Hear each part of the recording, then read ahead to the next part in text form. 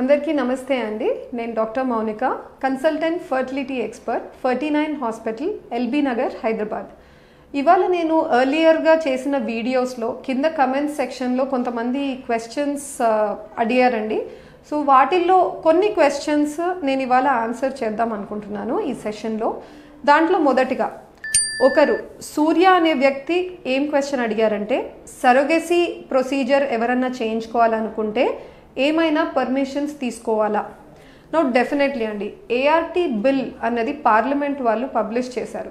ఒక 2 years లేదా 3 years క్రితం ఏంటి అంటే, మాకు పర్టిక్యులర్గా గైడ్ లైన్స్ గవర్నమెంట్ నుంచి మాకు లేవన్నమాట. ఇలా పాటించాలి, ఇలా ఏజ్ గ్రూప్ ఉండాలి, ఇలా పర్మిషన్స్ తీసుకోవాలి అన్నట్టు డెఫినెట్ సెట్ ఆఫ్ కండిషన్స్ మాకు లేవు.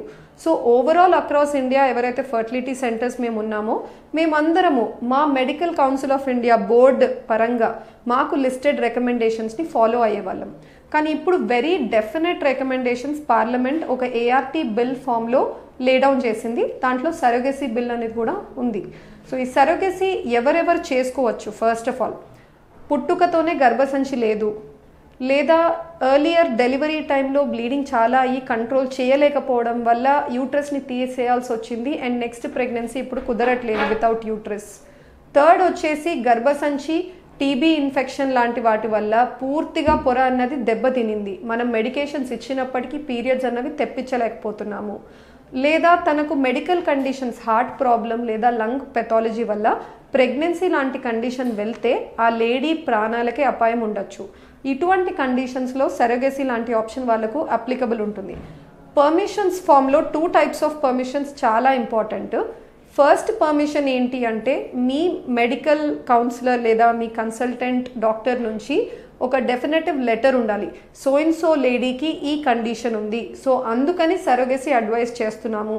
ఇది మీరు డిస్ట్రిక్ట్ మెడికల్ బోర్డ్ నుంచి రికమెండేషన్ ద్వారా మీరు దాన్ని అగ్రిమెంట్ తెచ్చుకోవాల్సి ఉంటుంది. అంటే ఓకే, ఈ లేడీ నిజంగానే ప్రాబ్లం ఉంది, ఆమెకి సరోగేసీ అన్నది అవసరము అని చెప్పేసి. నా సెకండ్ వచ్చేసి also through the national board and court involvement ఉంటుందండి.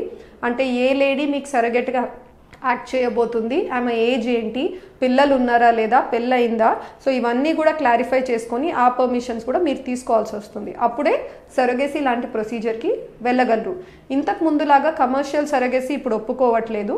కమర్షియల్ సరోగేసీలో చాలామంది రిచ్ పీపుల్ కావచ్చు, సెలబ్రిటీస్ కావచ్చు, కొన్నిసార్లు పాస్ట్లో ఏం చేశారు అంటే వేరే లేడీస్కి మానిటరీ బెనిఫిట్స్ ఇచ్చి వాళ్ళని సరోగేట్గా వాడుకున్నారు. కానీ ఇప్పుడు ఏంటి అంటే కొత్త రూల్ ప్రకారం ఆల్ట్రూయిస్టిక్ సరోగేసీ, ఎవరైతే మీకు సరోగేట్గా ఒక లేడీ వచ్చి యాక్ట్ చేయబోతుందో, మీ ఎంబ్రియోని తన గర్భసంచిలో పెంచుకోబోతుందో, ఆ లేడీ మీ సైడ్ నుంచి ఎటువంటి ఎక్స్ట్రా మనీ బెనిఫిట్గా ఆశించకుండా ఓన్లీ తన మెడికల్ ఇన్సూరెన్స్ కవరేజ్ అండ్ తన హాస్పిటల్ బిల్స్ ఏవైతే ఉన్నాయో అవి మాత్రమే కవరేజ్ చేస్తున్నట్టు లీగల్ గ్రౌండ్స్గా మీరు సరోగేసీకి వెళ్లాల్సి ఉంటుంది. నా సెకండ్ వచ్చేసి ఒకరు అడిగారండి, hi, my husband has muscular dystrophy family issue, is it possible to get genetic testing done?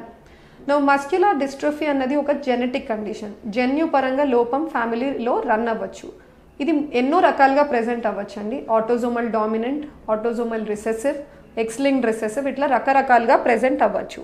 నా దీంట్లో ఏమవుతుందంటే, ఒక గుడ్డు హస్బెండ్ కణం కలిపి మేము పిండం తయారు చేసిన తర్వాత ఆ పిండంలో మనకు ఏ జీన్ చదవాలి, పూర్తిగా అన్ని జీన్స్ చదవడం అన్నది ఇంపాసిబుల్. ఇంతవరకు అటువంటి టెక్నాలజీ ఇండియాలోనే కాదు అబ్రాడ్లో కూడా లేదు. కానీ పర్టిక్యులర్గా మీకు ఇది ప్రాబ్లము, ఈ పర్టిక్యులర్ జీన్లో ఏదో అబ్నార్మాలిటీ ఉండడం వల్ల బేబీకి ప్రాబ్లం వస్తుంది అని తెలుసుకోగలిగితే, ఆ ఫ్యామిలీలో ఆల్రెడీ ఎవరైతే ఈ ప్రాబ్లంతో పుట్టి బాధపడుతున్నారో వాళ్ళ బ్లడ్ని తీసుకొని ఒక ప్రోబ్ తయారు చేస్తారు.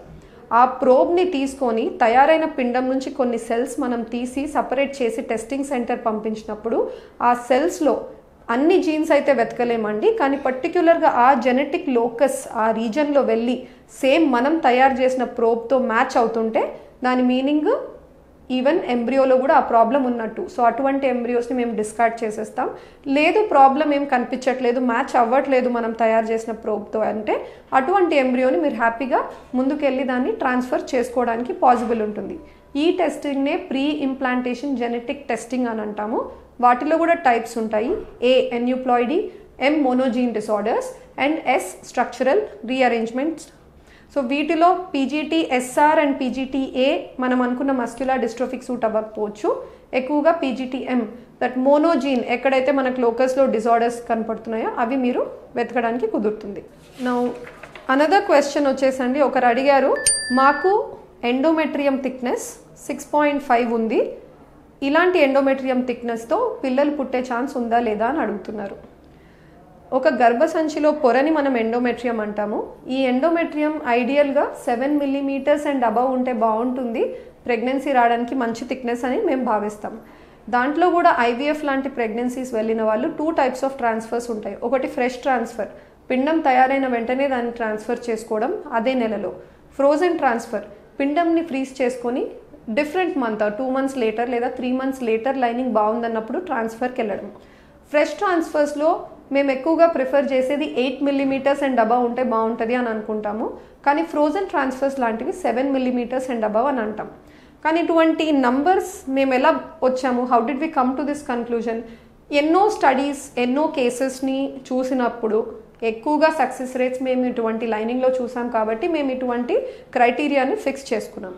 అంత మాత్రాన మాకు 6 millimeters 6.5 millimeters లాంటి లైనింగ్కి ప్రెగ్నెన్సీస్ లేవా అంటే ఇట్ ఈస్ ఫాల్స్. చాలా కన్సల్టెంట్స్కి ఉంటాయండి, వాళ్ళ ప్రాక్టీస్లో డెఫినెట్గా ఈ 6.5 mmతో కూడా పాజిటివ్ ప్రెగ్నెన్సీ వచ్చిన కేసెస్ ఖచ్చితంగా ఉంటారు. ఎందుకు ఈ ప్రాబ్లం ఎదురవుతుంది అది మీరు చెక్ చేయించుకోవాల్సి ఉంటుంది. Most common problem infections. Chronic endometritis అని ఒక కండిషన్ ఉంటుంది, హిస్ట్రోస్కోపీలో తెలుస్తుంది. సో దానివల్ల ఒకవేళ మీకు ఈ ప్రాబ్లం ఎదురవుతుంది అన్నట్టయితే మీరు యాంటీబయాటిక్స్తో సాల్వ్ చేసుకోవచ్చు ఈ ఇష్యూని. సెకండ్, ట్యూబర్క్యులోసిస్, క్షయవ్యాధి అన్నది ఛాతికి కానీ వెన్నుకి కానీ ఏదన్నా పాస్ట్లో మీకు హిస్టరీ ఉంటే అక్కడి నుంచి ఇన్ఫెక్షన్ స్ప్రెడ్ అయ్యి గర్భసంచి పొర దెబ్బతిని ఉండొచ్చు. అలాంటి వాళ్ళల్లో పొర థిక్నెస్ 6-7 కంటే ఎక్కువ దాటకపోవచ్చు, ఎటువంటి మెడిసిన్స్ వాడినా హై డోసెస్లో ఇంజెక్షన్స్ ఏం చేసినా కూడా. సో అప్పుడు we do settle less than 7లో 6.5 mmతో కూడా లైనింగ్తో కూడా మేము ట్రాన్స్ఫర్ చేసిన కేసెస్ ఉన్నాయి. అండ్ ఫార్చునేట్లీ కొన్ని పాజిటివ్ కూడా వచ్చాయండి. సో 6.5 ఉన్నంత మాత్రాన మీరు డిస్హార్టన్ అయ్యి ట్రీట్మెంట్ని స్టాప్ చేయాల్సిన అవసరం అస్సలు లేదు.